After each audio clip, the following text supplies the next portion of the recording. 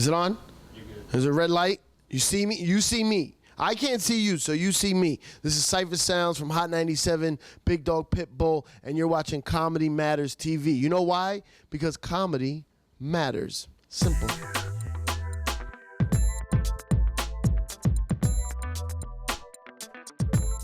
Hey, this is Jeffrey Gurian for Comedy Matters TV, and I'm here at Gotham Comedy Club for the Comedy Juice Show with my boy Cipha Sounds. What's the name of this show? The Comedy Juice. Oh. Not Jews. I thought you said Comedy Jew, because I'm Puerto Rican. I don't know if they would allow me here. You just made it, man. You look Sephardic, actually. You know what Sephardic means? It's not a dirty word. Those are like the Spanish Jews. Spanish Jews. I know about those guys. Yeah. I know about the Sephardics. They're big in the Bronx. Yeah. So Cipha is here from Hot 97, man. 14 years you're on the show? 14 years at the radio station. I started off as a piss boy intern and worked my way up. So I'm in the building 14 years, but not on the radio. And how long you doing your show? Cipha and Rosenberg, right? Yeah, Cipha Sounds and Rosenberg. It's actually K Fox. It's a black, a Puerto Rican, and a Jew. We've been on the morning show for about 3 years now. Kicking it as you every day, right? Yeah, every morning. Get there 4:45, tired, do a show, entertain people, and then just walk like a zombie for the rest of the day.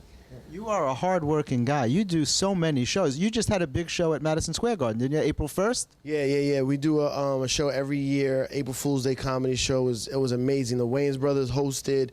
Tony Roberts, Will Sylvans, JB Smoove, Hannibal Buress, a bunch of people, man. It was really, really good. I think Hannibal is on the show tonight. I think he's coming down. I saw his name on there, but I didn't see him. I just met Jay Farrell for the first time. Really cool guy, man. Isn't he great? Yeah, really cool guy. Yeah, I know. I just put him in my book on the comic strip. He's phenomenal. The guy's, I compare it. Well, he's like a young Eddie Murphy almost, man. That's what people say about him. He's very talented. There's a lot of characters. Yeah. I see his impersonations before he was on SNL, and they were amazing. And then I saw on the news clip one day he got on Saturday Night Live. I was like, wow, I'm jealous of his life. You're doing good, man. You're doing stuff all over the place. Every place I look, you're doing a show. You're doing the Laugh Lounge. You do Caroline's all the time. You got a lot going on. But it's interesting to me how you developed as a stand-up, because in the beginning you were really just doing radio stuff, right? Yeah, I mean, yeah, like I'm a hip hop DJ first and foremost. That's my foundation.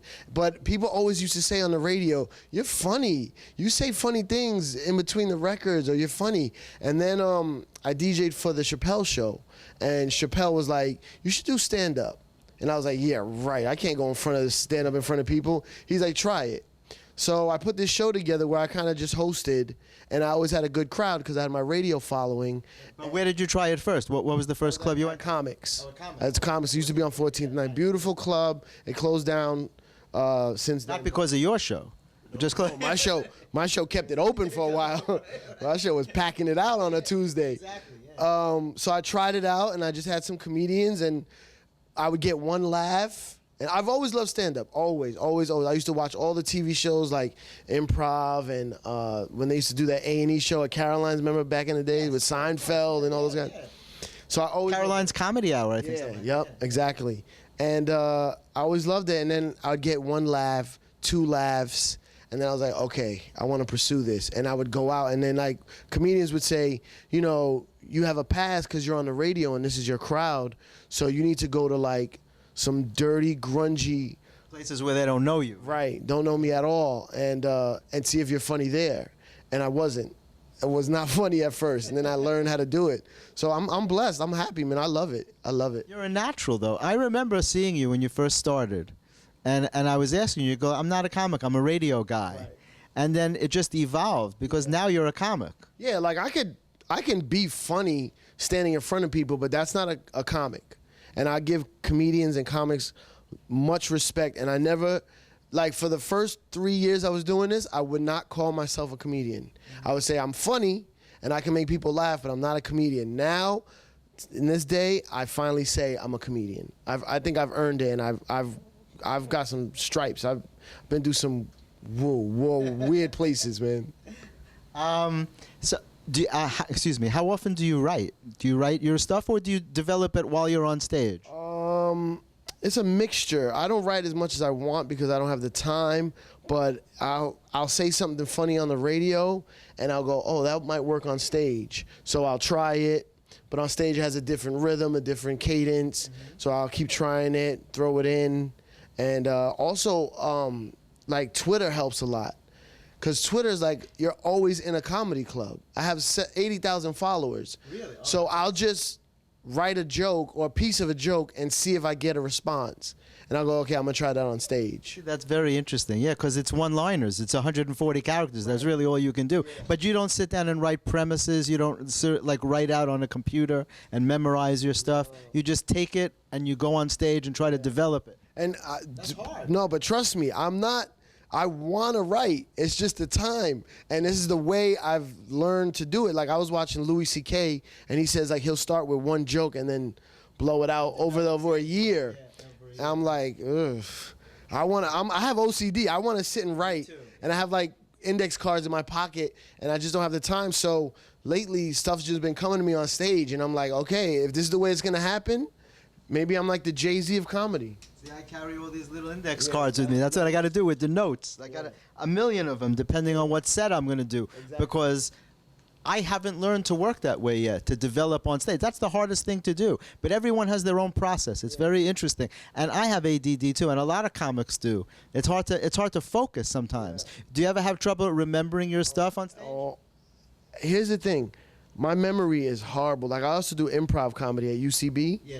So, you know, you have to listen and remember, and my memory is horrible. I think it's from the no sleep, because I don't drink or smoke. So it's my zombie life. They're introducing me, and I go, oh shit, I don't remember my jokes. And I go to my boys, what's my jokes? What's my jokes? What's my opening line? What do I do? What do I start? And once I go on stage, it's like some switch goes off and I just transform and I just go into joke mode and I say everything da da da da da da. And when I get off, I'll be like, what'd I say? What did I heard them laugh at something that I don't normally do. What did I say? What was it? Isn't that it? Do you tape your stuff? I tape it and never listen to it. I never listen to it. That's crazy. I never listen. Yeah. And that's where like, it's good if you listen. I know. I gotta do it. I gotta do it. After this summer, I plan on just taking back on some of my work and just sitting home and writing and listening. That's how you develop your bit. When you listen to it, you go, "Oh, I could add this little thing there. I could put this here." But at least you tape it. That's good. Yeah. But you tape it and put it away. Yeah, I have so much stored on a hard drive. It's ridiculous. But I'm gonna say, I'll try to like. If I get a laugh off something, I'll try to write it down in my phone, and then I'll look back at it. And I was like, "Oh, I said this," and I'll try What's it. coming up for you? I don't know. You got a birthday show next week, right, with Tony Roberts? Yes. I got to remind you it's your birthday. You're right. This guy should be my agent. My birthday is this month, April 19th, so I have a show April 24th and April 25th at Caroline's. It's called the Don't Get Gas Comedy Series. Me and Tony Roberts, we found out we have the same exact birthday. So I was like, yo, come to New York. Let's do a big show. We'll do 2 days, blow it out. So we got my boy Trix, he's from Toronto. This other guy, Esau, from L.A., Andrew Schultz. Esau, like a name from the Bible? E-S-A-U? Yeah. Esau. Yeah, like Esau, yeah. Definitely. You don't hear that much, man. That guy ain't biblical. It's like Pinocchio. You never run into a guy named Pinocchio. When's the last time? His name is Esau McGraw. He sounds like a biblical cowboy. Like a biblical cartoon character. Esau McGraw. I love it. He's funny as hell, though. And With a name like that. yeah, He took a lot of grief growing up, I'm sure. Yeah, for sure. yeah. For sure. I love And the schoolyard. and you know Andrew Schultz? Yes. I love him, man. Very He's gonna blow up, man. I don't know how to judge whether a man is good looking or not, but the ladies seem to like that guy. Yeah, They seem to like that guy, man. I don't know how to judge that shit either. I don't know. I don't even know. I ain't touch. Yeah, I know. It's weird. It's weird. Like, very weird. So there's two things that I want to ask you to explain to me the meaning of. How'd you get the title Don't Get Gassed? Where's that from, man? Gassed. Yes. Is that an expression? Or what? Yeah, it's a little bit older. It's like a hip hop slang. So I work for this dude called Funkmaster Flex on High 97. He's been on for 20 years. So I was getting a drop one day from Russell Simmons. And Russell Simmons is like, hey, this is Russell Simmons chilling with Cipha Sounds.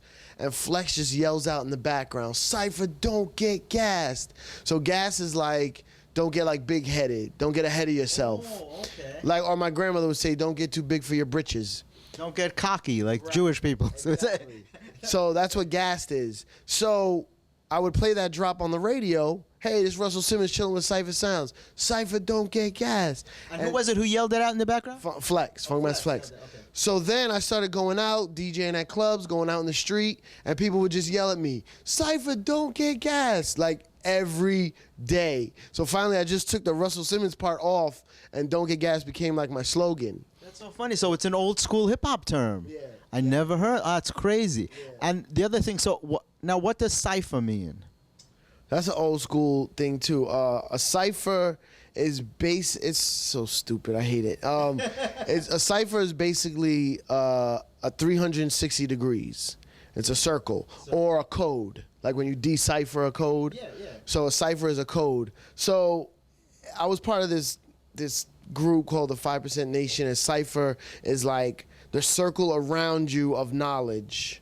There's a cipher. Then I put sounds on the end of it because it was like I DJ'd. Records are in a circle. CDs are a circle. So Yeah, a circle has always been a very powerful symbol. Yeah. And so, but you spell it C-I-P-H-A, and cipher is C-I-P-H-E-R. Yeah, that's more hip hop shit. That's like it's like Busta Rhymes spells it with an A. Like in the 90s, any hip hop name or album title was spelled wrong, just like phonetically. Yeah, right. So it's really cipher, but I spell it with an A because that's just how we used to do it in the 90s hip hop style. So people call me Cipha. I hate that. It's cipher. Yeah. Yeah. Now it's such a cool name, but why would you choose a name instead of your own name? Oh, in hip hop, like every DJ has a like a nickname. Yeah, my real name is Luis Diaz. I'm not ashamed of it. It's just in hip hop, everyone has a cool name. And Do you still spin once in a while? Do you do events? You do parties and stuff? Yeah. Not as much as I used to because I have to get up so early for the morning show. But yeah, I still DJ. Yeah, if you're waking up at 3 a.m., that's when people are showing up in the clubs. I know. I try to stick to the weekends more. But honestly, the DJ game is a little diluted lately, and I'd rather be telling jokes. You're from the Bronx? I'm from the Bronx. The only borough with a the. The only borough attached to the mainland of America. Sorry, Brooklyn. You're from Long Island. Right. Isn't that cool? Like, no one says the Queens, the Staten Island, the Bronx. That's it. I'm from the Bronx, too, man. What? Where are you from? Concourse near Tremont Avenue. Oh, let's go dance some salsa. Some cuchi fritos, right? So I speak more Spanish than you, right? I don't speak anything. And no Spanish at all. Luis Diaz from the Bronx. Yeah, English you speak perfectly. Fucking racist. Good to see you, brother. As always. Thank you, man. Okay. Thanks for coming on. Can I ask?